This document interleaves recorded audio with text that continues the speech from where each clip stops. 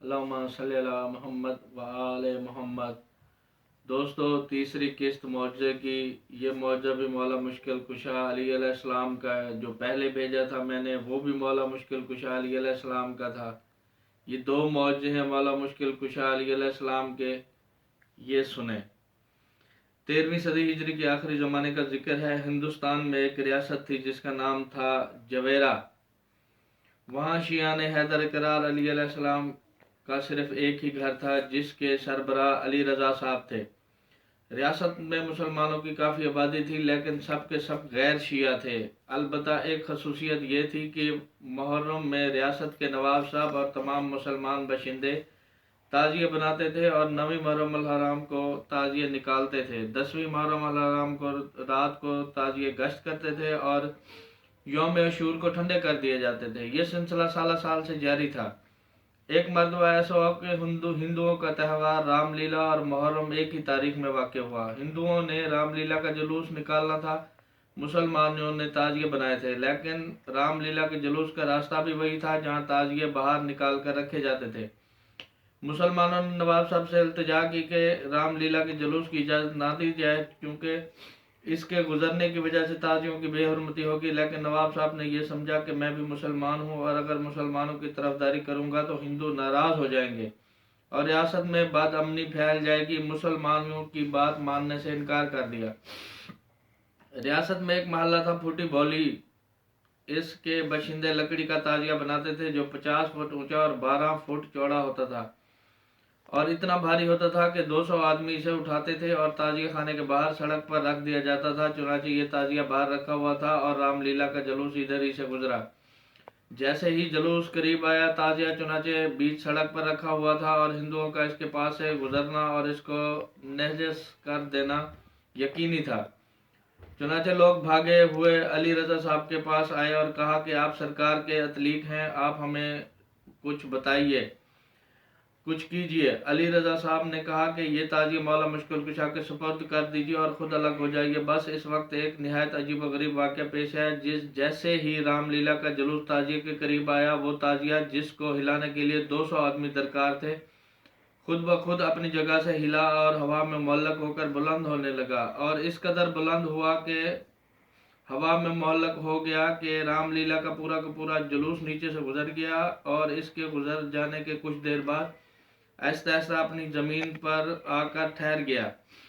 ये एक ऐसा मौजा था जिसको हज़ारों आदमियों ने देखा और हैरान कुन देखते रहे।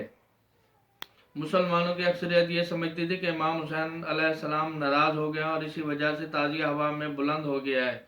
वो बेचारे ये नहीं जानते थे कि मौलाए हर दो जहां खैबर कुशा जिनके सुपुर्द उन्होंने ताजिया किया था, उन्होंने इसको बेहरमती से महफूज रखने के लिए मुसलमानों की मुश्किल कुशाई की थी और ताजियों को हवा में बुलंद कर दिया था।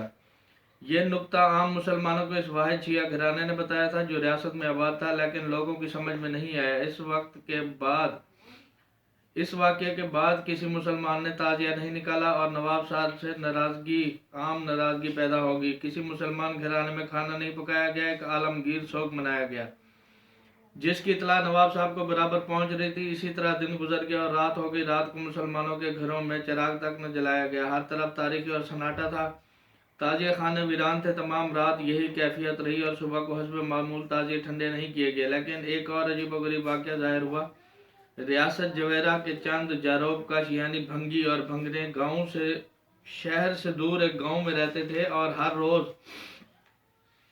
सुबह सवेरे शहर की सफाई के लिए मामूल के मुताबिक जब वो अपने गांव से जवेरिया की तरफ रवाना हुए तो रास्ते में उन्होंने देखा एक पहाड़ी पर, जो कि पहले बिल्कुल वीरान उजाड़ थी, बहुत से ताजिए रखे हुए थे और कुछ लोगों को भी देखा जो सुबह की नमाज की तैयारी कर रहे थे। इस पहाड़ी पर पानी का कोई चश्मा नहीं था, लेकिन वहां उन्होंने लोगों को वजू करते हुए देखा। जारोबकश हैरान थे कि ये लोग कौन है, इस वीरान जगह पर ताजिए लेकर आए हैं। यही सोचते हुए अपने काम की जल्दी में वो शहर जवेरिया में आ गए और जो भी मिला उसे ये खबर पहुंचा दी। थोड़ी देर में ये खबर हर तरफ फैल गई।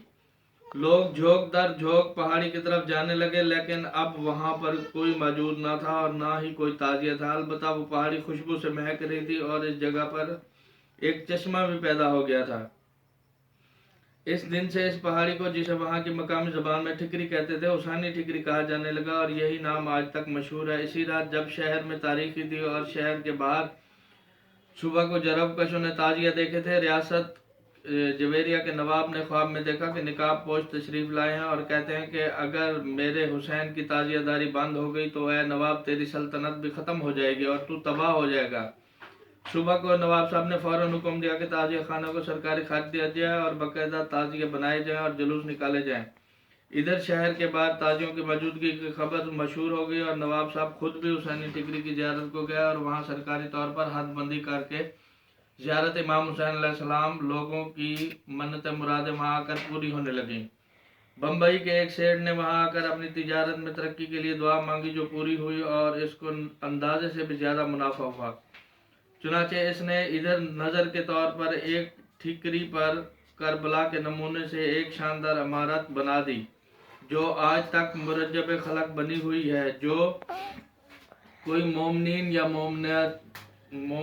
मोमिनीन शब जुमा को नमाज के बाद ये दुआ मांगता है कि अगर इसकी हाजत पूरी हो तो वो मौजा मौला मुश्किल कुशा खुद भी सुने और दूसरों को भी सुनाएगा, तो अल्लाह ताला इसकी हाजत पूरी करता है। बस जब हाजत पूरी हो जाए तो ये मौजा खुद भी सुने और दूसरों को भी सुनाए।